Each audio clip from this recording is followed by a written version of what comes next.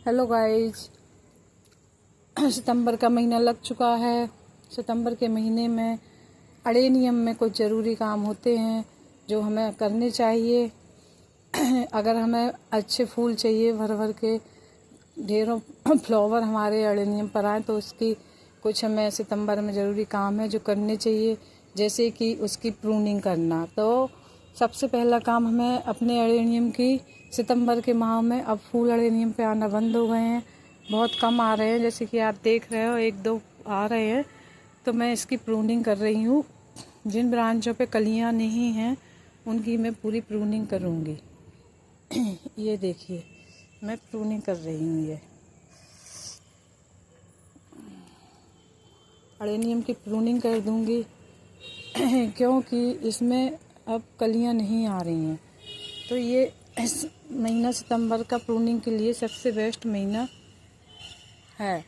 Adenium की pruning कर दीजिए। आप अपने अडेनियम की प्रूनिंग करनी है तो सबसे बेस्ट महीना ये रहता है प्रूनिंग करने के लिए अडेनियम की।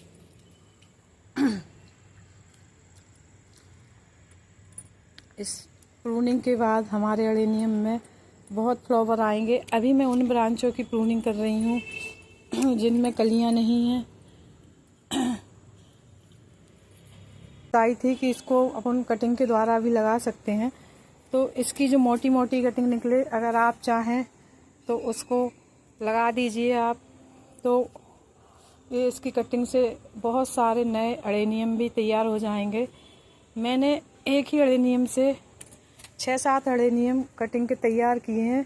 मैंने पिछली वीडियो में आपको दिखाया था कि मैं इसकी कटिंग लगा के रखी हुई है, और मेरी वो सारी कटिंग लग गई हैं अडेनियम की, जो मैंने पिछली वीडियो में आपको दिखाई थी।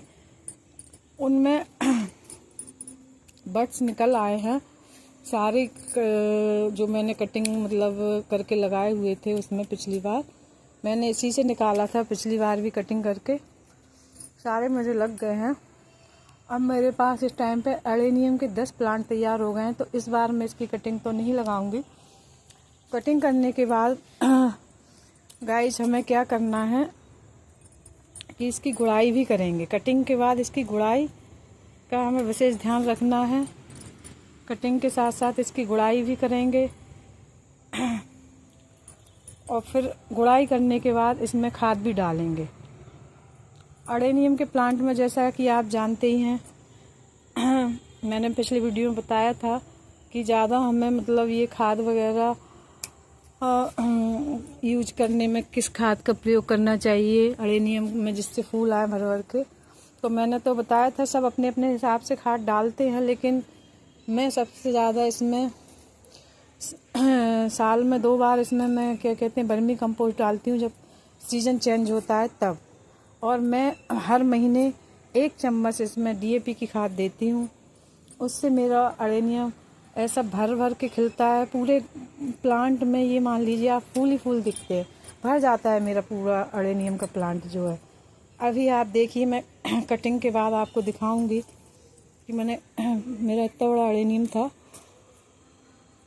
अब इसमें फ्लावरिंग बंद हो गई थी, तो इसलिए मैंने इसकी कटिंग कर दी। तो सितंबर माह में आप भी दोस्तों, अगर आपके अडेनियम में फ्लावर वगैरह नहीं आ रहे हैं और उसकी अच्छी ग्रोथ अगर आप चाहते हैं अपने अडेनियम की, तो आप भी इसकी कटिंग कीजिए और गुड़ाई कीजिए। हार्ड प्रूनिंग करने के बाद इसकी गुड़ाई करेंगे। गुड़ाई के बाद फिर इसकी गुड़ाई करने के बाद अभी मैं उन ब्रांचों को छोड़ रही हूँ जिन पे फूल लगे हुए हैं, थोड़ा थोड़ा फूल दे रहे थे। उनका व्यू देखिए आप। मेरे कटिंग के बाद मेरा अडेनियम कुछ इस तरह दिख रहा है। इसमें भी कुछ फ्लावर ये आ रहे थे 2-4, तो मैंने उनकी अभी नहीं की है प्रूनिंग। 2-4 टहनियाँ बची हैं। मेरा अडेनियम काफ़ी बड़ा था, तो मैंने उसकी बहुत ही, ये देखिए आप, हार्ड प्रूनिंग की है। इसका व्यू प्रूनिंग के बाद मेरे अडेनियम का कुछ इस तरह व्यू दिख रहा है, देख सकते हैं आप। इसकी कटिंग भी आप देखिए कितनी मैंने कटिंग करके निकाली है।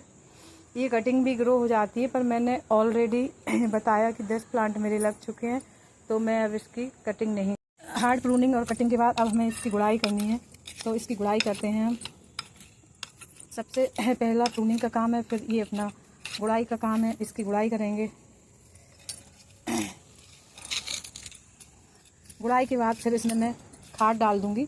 1 मुट्ठी इसमें मैं डाल दूँगी अपनी काऊ वाली, जो मैं तो देसी ही डालती हूँ, गोबर की खाद जो काऊ की होती है, वो पुरानी और उपलों से बनी हुई बहुत। और दूसरा फिर इसमें मैं 15 दिन बाद 1 चम्मच DAP भी दूंगी।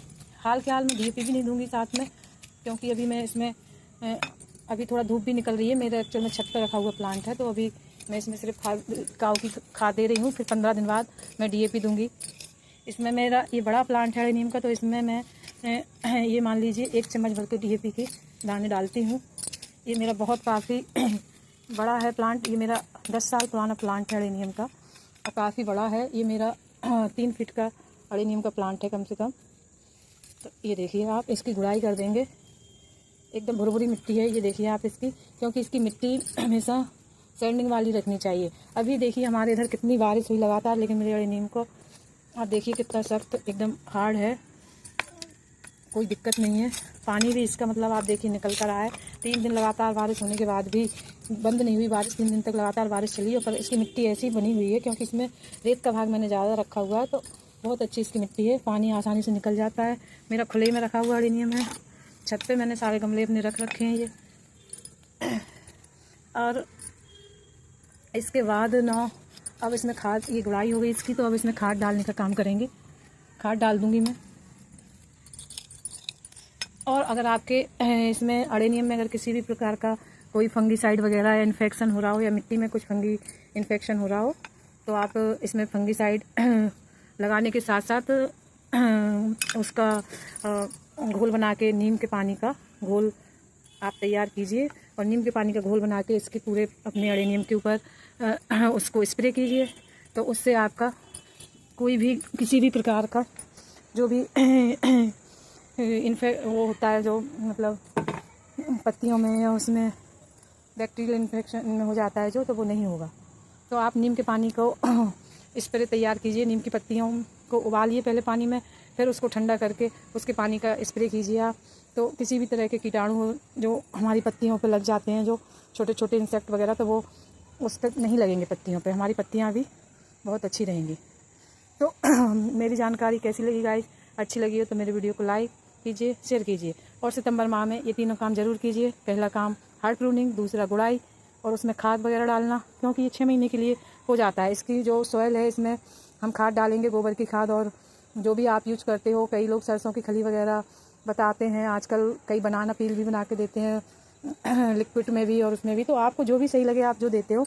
मेरे हिसाब से तो मैं जो आपको सलाह दूंगी, तो मैंने तो आज तक अपने प्लांटों पे गोबर की खाद और DAP, ये 2 के अलावा किसी भी तीसरी खाद का यूज नहीं किया। कभी कभी मैं किचन वेस्ट जो मेरे रहते हैं उनसे मतलब जो खाद निकलती है तैयार करती हूँ मैं, तो सब्जियों से वेस्ट बना के, तो वो मैं कभी कभी इसमें दे देती हूँ, और ये पौधे तैयार हो जाते हैं। और गुलाब के पौधे में मैं सिर्फ चाय की पत्ती की खाद देती हूँ, और मेरे गुलाब पर ढेरों फूल आते हैं। अब मैं आपको नेक्स्ट वीडियो गुलाब का दिखाऊंगी। कल मैं, सितंबर का महीना चल रहा है, तो एक दिन वीडियो आपको सब बताऊंगी। कल मैं गुलाब के ऊपर बनाऊंगी, गुलाब की प्रूनिंग कटिंग वगैरह करूंगी, तो उसका वीडियो बनाऊंगी। धन्यवाद।